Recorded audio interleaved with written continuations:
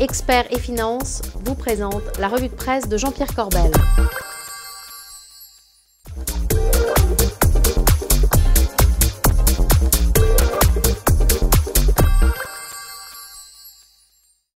Bonjour, c'est mardi et c'est la revue de presse du Club Patrimoine en compagnie, comme toujours, de Jean-Pierre Corbel. Jean-Pierre, bonjour. Bonjour Bogdan. Vous allez bien? Très bien. Alors cette semaine, on va faire une revue Retour vers le futur, Bogdan. Bon, vous avez votre voiture ou pas? Alors la DeLorean, Bogdan, ça c'est pour les fans et je reconnais là votre grande culture. Mais effectivement, ce qui est intéressant, c'est au moment de la discussion budgétaire, c'est juste de faire un flashback d'un an, pas plus, pour comprendre ce qu'on disait l'année dernière à la même époque et analyser ce qui va se passer aujourd'hui. Et regardez, là on est en septembre 2012, un an exactement, et le président nous parle, écoutez-le.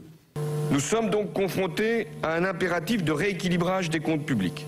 Je confirme ici l'engagement pris par la France de ramener le déficit public à 3% à la fin de l'année 2013.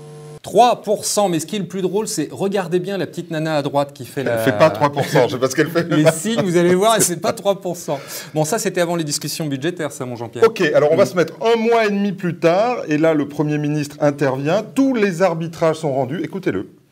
Atteindre les 3% de déficit en 2013. C'est le budget 2013 qui est présenté au Parlement. Il faut absolument atteindre cet objectif. Bon, bah, évidemment, mais si la croissance repart, on est sauvé, mon Jean-Pierre? Alors on est sauvé. Écoutez, en tout cas, je reconnais que mon apport était un peu téléguidé là, effectivement, mais regardez, cette dépêche de l'AFP aujourd'hui, le déficit sera de 4,1% et peut-être même encore plus en 2013. Mais plus grave, le gouvernement se range derrière Bruxelles pour estimer le déficit 2014, écoutez bien, 3,6%. Alors tout ce qu'on a entendu.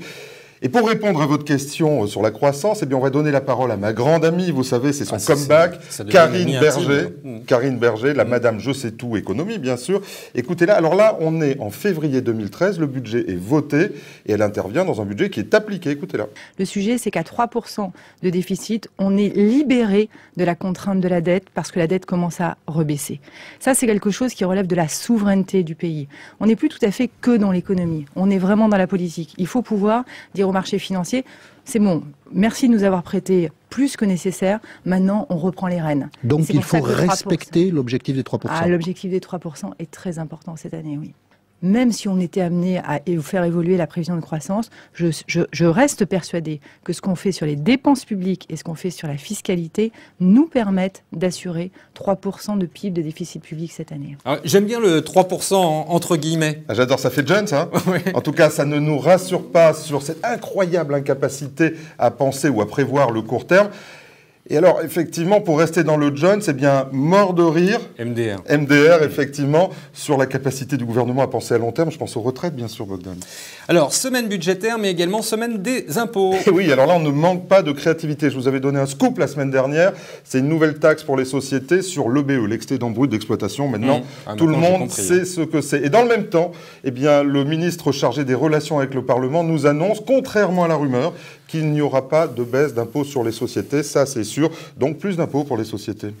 Si je comprends bien, pas de nouvelles taxes en 2014. Ah bah, vous avez entendu le président dimanche soir. Oui. Alors, il nous a dit pas de nouvelles taxes. Mais attention, c'est une manière de jouer sur les mots, effectivement. Ça ne veut pas dire pas de nouveaux impôts. Alors, souvenez-vous, il y a un an, le président, il nous disait il n'y aura pas de hausse des impôts en 2014. Eh bien, maintenant, il a changé de sémantique et il nous dit il n'y aura pas de nouvelles taxes. Pas de nouvelles taxes, ça pas ne la veut... même chose. Et oui. Et ça ne veut pas dire qu'il n'y aura pas une augmentation des taxes existantes. Regardez cette une du Point.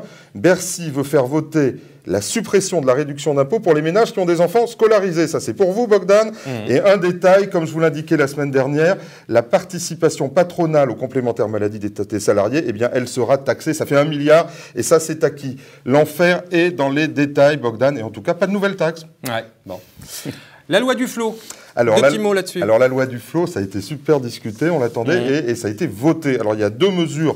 Regardez cette une des Échos pour la loi du flot, l'encadrement des loyers et une nouvelle taxe. Tiens, une nouvelle taxe. Mais alors c'est juste pour 2016, pour financer un truc, la garantie universelle des loyers, une taxe qui s'imposera sur la totalité des loyers pour garantir les impayés. On a inventé, Bogdan, la sécurité sociale du logement. Mais alors ce qui est très étonnant, c'est qu'on n'a pas voté le montant de la taxe. On a voté la taxe, mais pas son montant. On parle de 1,5% quand, tenez-vous bien, dans le privé, vous savez, il y a des assurances loyers impayés. La moyenne du coût des assurances, c'est 1,9%. Mais bien sûr, on le sait, c'est un détail. L'État fait mieux que le privé, toujours. C'est sûr. Allez, top flop. Alors, on commence par un flop. Ça, c'est pour les Français qui ont un compte à l'étranger. C'est pas vous, Bogdan. Mais alors, regardez bien cet article dans Challenge. Les deux principales banques suisses, UBS et Crédit Suisse, demandent désormais à leurs clients français une attestation justifiant qu'ils sont en règle avec le fisc français. Tu parles. Faute de quoi, les comptes seront fermés d'office. Alors après, je ne sais pas comment on récupère l'argent, parce qu'une fois que les comptes sont fermés, il faut les mettre sur un autre compte. Pas fiable, hein, c'est pas génial. Hein. Bon, c'était un top ou un flop, ça? Alors ça, c'était un flop, et le top... Et là, je vais me faire un petit pan sur les doigts. Effectivement, regardez, il faut le faire de temps en temps, s'auto-flageller. Et regardez cette une des Échos. La bourse aura mis 5 ans pour effacer la crise du siècle. Enfin, ça c'est vrai pour la bourse américaine qui bat chaque jour ses records historiques. Mais en Europe, on est encore très loin, même si Paris a progressé de 40%, Bogdan, en un an, pour passer là la barre des 4000 points. Mais je vous rappelle quand même, en 2007, on était à 6100 points. C'est pas encore gagné. Hein.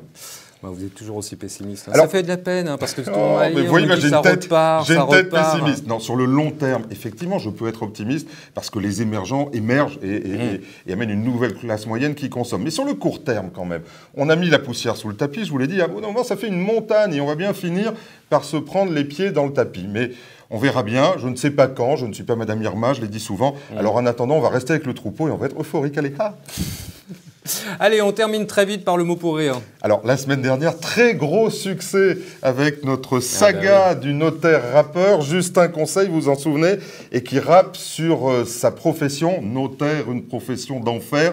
Regardez-le, j'en ai un nouveau.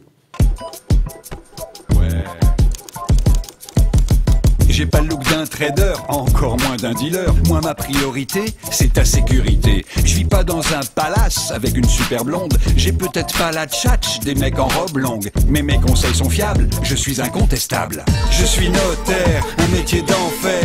Je suis notaire, il est notaire. Je m'occupe de tes affaires. Pour tes pas, non, pas de galère. Super.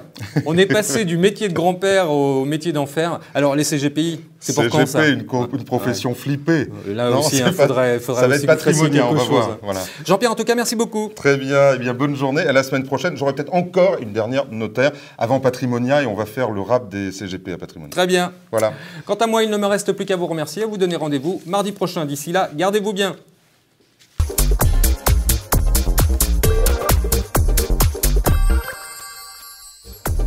Ce programme vous a été présenté par Experts et Finances.